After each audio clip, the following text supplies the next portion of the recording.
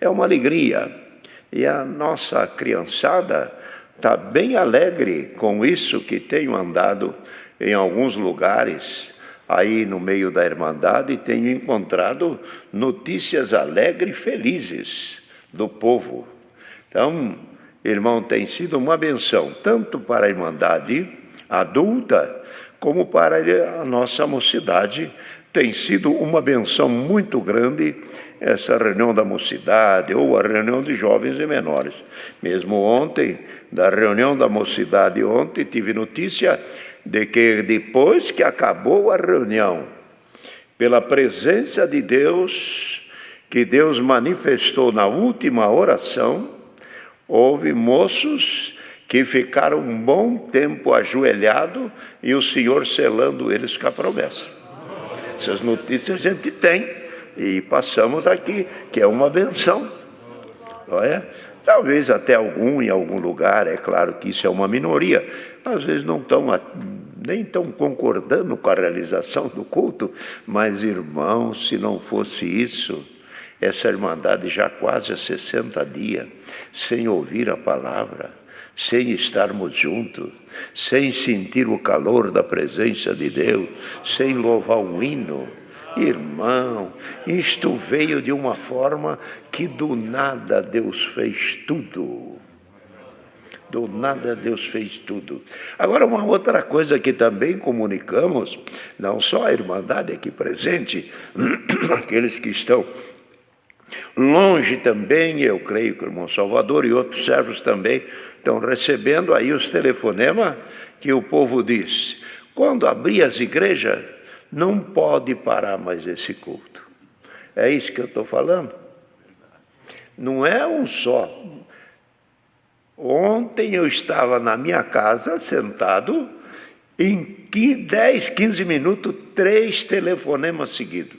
O mesmo assunto. Não pode parar mais esse culto. E for ver, irmão, é o que tem que acontecer, vamos ver o que Deus prepara. Depois que terminar toda esta situação, nós vamos levar isto perante o Ministério Geral e ver o que é que os irmãos acham, o que é que eles sentem, porque que está suprindo necessidade e que o povo se apegou. E não só o povo ouvindo a palavra. As informações que temos são muito boas, de irmãos vendo, e aqueles que ainda não conhecem, não têm estado conosco nos cultos, vendo a ordem, a maneira, a pureza, a pregação, sem gritaria, sem os alardes, sem as empolgações carnais, mas só a explicação pelo Espírito de Deus, estão maravilhados. Estão maravilhados. Então, eu creio que é uma benção muito grande. Outra coisa também, irmão, nesses dias aí, há uns 15 dias para trás aí, começou a aparecer irmãos esses que trabalham aí nesse cinturão verde, que tem essas hortas, irmão, para colher e vender no Ceasa, em caminhões climatizados, e que colhem bastante verduras e legumes. Irmão, teve um irmão que a roça dele, vamos falar assim, a verdura dele começou a produzir tanto que colhia, e os próprios empregados falavam: não esvazia, não acaba de colher, colhe, aparece mais. Disso aí encarriou, esses dias veio lá, primeiro foi caminhões de chuchu, agora veio cenoura, já veio aquele outro lá também, como é que chama, o maracujá. Depois agora, o que mais que veio? Hein? Beterraba. Ele tem uns 5, 6 produtos agora. Uva, repolho.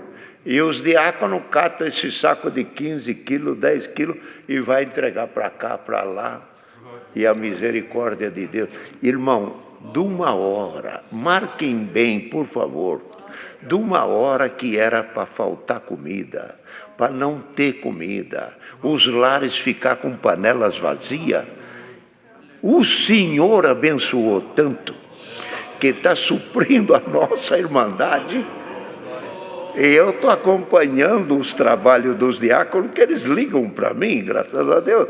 Irmão, tem lugar que foi atendida a nossa irmandade. E ainda tinha lá umas 100 e tantas famílias que não são nossos irmãos. Tô para você também, tô para você. Todos comeram. Maravilha, isso é bonito. Jesus Cristo, quando ele, nas suas pregações, e ele explicava ao povo, curou os cegos, os mancos, paralíticos, endemoniados, arrumou a parte física de quase todos. Mas depois, ele disse, eu tenho pena de despedir essa multidão, que já estão comigo há 3 dias. Se eu soltar eles aqui para essas ribanceiras, aqui para essa beirada de mar, pelas montanhas, eles não vão chegar vivos em casa. Vão perecer pelo caminho, querendo dizer ao Senhor com isso. O que tinha que fazer, curá-los, já curamos. Agora temos que dar comida para eles continuar vivos. Falou com os discípulos, disseram, mas onde é que vamos achar dinheiro em algum lugar para comprar tudo isso? O Senhor disse, pede para o povo assentar, em grupo de 50 e 50, pegou uns pãozinhos, uns peixes, deu graça, abençoou, encheu um cesto, entrega, encheu outro cesto, entrega, e foi entregando o cesto. No fim, sobrou 12 cestos e comeu perto de 5.000 pessoas, fora mulher e criança. Aí que está a coisa. Não perguntou do erro dele, da vida dele, se ele era bom, se ele era ruim, como era a situação civil dele no casamento. Perguntou se ele fumava ou se ele pitava. Manda sentar, dá pão para todos. Escutem bem isso, por favor. Vamos olhar. Muitas e muitas pessoas não são nossos irmãos, mas este amor de dar um pedaço de pão os farão chegar à graça e serão salvos. Agora, que pessoas somos nós? Porque congregamos aqui, comemos o nosso pão e o vizinho não tem? Como explica isso? Dinheiro não tinha, pão também não tinha, mas tinha o Senhor. É o que está aqui com nós. Os irmãos imaginavam que nessa época ia ter tanta cesta desse jeito e tanta benção desse jeito como está tendo? Preocupação dos caros irmãos diáconos foi, vamos atender o pobre primeiro. Mas veio contribuições, veio também uma quantidade de cestas básicas, veio um irmão que ligou-nos, oferecendo uma quantia elevada. Falamos com os diáconos, pedimos para ele depositar na conta aqui do braço, para atender não só São Paulo, não só outros pedaços pequenos, aonde precisasse. A obra não pode ter bairrismo, não pode ter aquele bairro se atende lá, aquilo se atende lá. Dá pão àquele que te pede. Tem que acabar com essas divisas, acabar com esses territórios e acabar com esta parte que aqui é minha região. Que região que é a tua?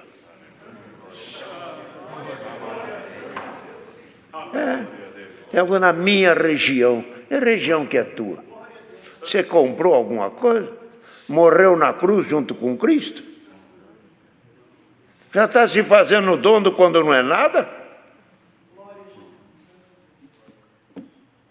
Então, aqui o conselho, irmão, que Deus nos ajude e nos dê a graça e nos dê a liberdade de nós poder fazer alguma coisa.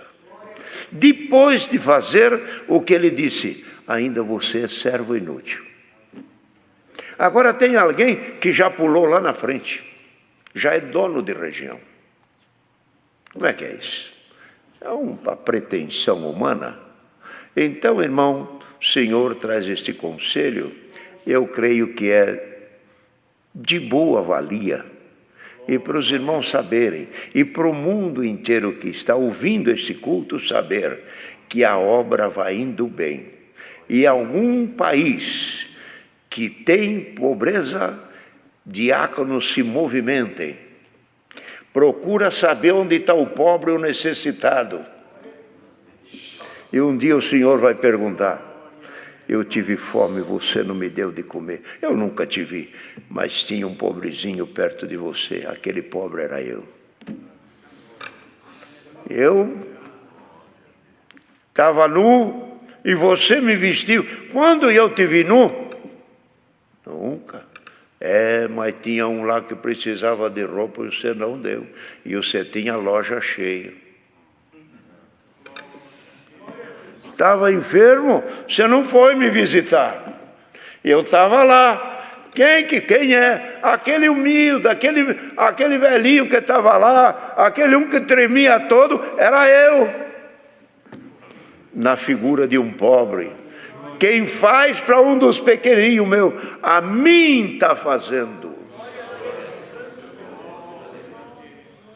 Ele disse, quem rejeita a vossa fala, rejeita a fala de meu Pai. E quem rejeita a fala do meu Pai, está rejeitando a mim. Então, quando nós ouvimos a palavra de Deus e cremos, nós estamos crendo na palavra de Deus. Quando o Senhor dá um conselho, nós estamos ouvindo o conselho de Deus. Quando rejeitamos, rejeitamos a Deus. É o conselho, e isto não é coisa nova, é coisa antiga. Tá bem, então aqui tá bom, o Senhor me traz avante de trazer para os irmãos alguma coisa que também no tempo dos antigos nossos aqui, principalmente ouvi essa explicação pelo irmão Miguel Espina, em algumas aberturas que o Senhor lhe dava de fazer, e até mesmo em ordenações de servo, o irmão Miguel explicava sobre a obra de Deus aqui no Brasil, quando o Senhor enviou o irmão Luiz Franciscão, aqui em 1910, e começou, e que teve os primeiros batismos aqui no Brasil, no ano de 1910. Se deu o primeiro batismo em Santo Antônio da Platina, no Paraná. Depois de lá ele veio para cá, e esteve aqui também pela região aqui da estação ali, da Estação da Luz, onde encontrou também um grupo de pessoas, e ali, se não me engano, foi o segundo batismo, me foge o número agora, se era 12 ou 22, alguma coisa assim. O segundo batismo foi aqui em São Paulo. Depois, naquele ano mesmo, retornou aos Estados Unidos e veio aqui ao Brasil 10 vezes, sempre ficando aqui de 6 meses, 1 ano, até mais. Ficava junto, doutrinando, explicando a palavra de Deus e dando também, por uma luz que o Senhor lhe deu muito sublime, de dar caminho e ensinamento para aqueles que o Senhor ia preparando para trabalhar no ministério. Que ninguém fosse assalariado, que ninguém ganhasse um dinheiro do povo, mas que todos servissem de coração e servisse a Deus por fé, servisse a Deus por crença, servisse a Deus por devoção para a vida eterna. E ensinou, não trabalhem pelo pão que perece, mas trabalha pelo pão que permanece. todo o dinheiro, tudo que a pessoa ganhar nesta vida, fica aqui. Bem-aventurado quem trabalha e ajunta um tesouro no céu. De maneira que então deu caminho para os anciãos, ensinamento aos anciãos, depois mais adiante foi constituído os diáconos, e depois nos anos para frente veio a descentralização no ano de 63, onde foi também criado também as administração por todo o Brasil. E o Senhor o recolheu, Bom Luís Franciscon, o Senhor o recolheu, ele no ano de 1964. No setembro de 64, o Senhor o recolheu. Mas antes de o Senhor o recolher, ficou pronta a congregação aqui do Brás, que foi no ano de 56, Dorival, 54. Em 54 foi a abertura da congregação aqui do Brás. Os irmãos aqui de São Paulo, do Brasil, os que atendiam a obra, escreveram, falaram com ele, pedindo e até insistindo que ele viesse para cá, para atender a abertura da congregação do Brás. Ele respondeu dizendo: 10 vezes o Senhor me enviou no Brasil, mas agora orei o Senhor não me envia. Às vezes que ele me enviou, eu fui, e agora não há necessidade de eu ir, porque certamente eu indo aí, muito povo, que já é grande o povo na obra de Deus aqui no Brasil, vão pôr os olhos em mim. E aquele é o franciscão, aquele é o servo, todos iam admirá-lo. Por aí é o que ele achou, que seria um inconveniente que tiraria o povo dos olhos do Senhor para olhar nele. E ele escreveu: 10 vezes o Senhor me mandou, agora ele não me manda. O que eles tinham que conhecer, já conheceram, que não é o franciscão, é nosso Senhor Jesus Cristo. Eles já conheceram o rosto que é eterno, que é o rosto de Cristo. Então Deus não me envia, e para cá não veio. Então, isso foi no 54, e no 67 o Senhor o recolheu. E quando se chegava a época do Senhor o recolher, está num relato, num livro, e ele então pressentia que a vida já estava indo embora. E então ele pedia para os irmãos estar com ele, às vezes lendo a palavra, e nos últimos momentos da sua vida, ele pediu para alguém que lesse o Salmo 49. E lá no verso final diz: quando lia este Salmo, no 49, nos últimos versos, está lá escrito: porque este Deus é o nosso Deus, o nosso guia e o nosso fiel, guarda fiel até a morte. Quando terminaram de ler, ele só leu, repetiu o verso e dormiu com o Senhor. Deixando para os irmãos americanos esta fala: quando Deus me recolher, não gastem dinheiro em honrarias, em seus túmulos suntuosos, e nem flores, e nem reportagem em revista e jornais. Dinheiro que Deus preparar, não gaste com estas coisas.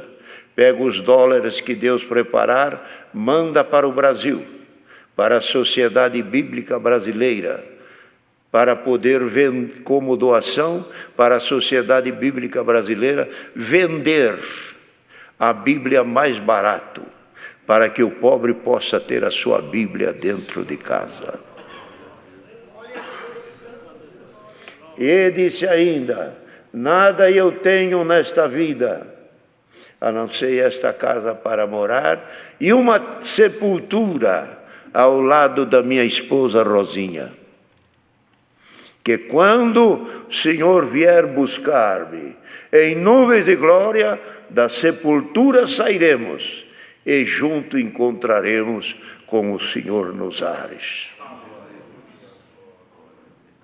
A obra está aqui, essa grandeza de obra, ninguém ficou rico com o Evangelho, mas o Evangelho é que enricou o coração de todo homem que creu na palavra.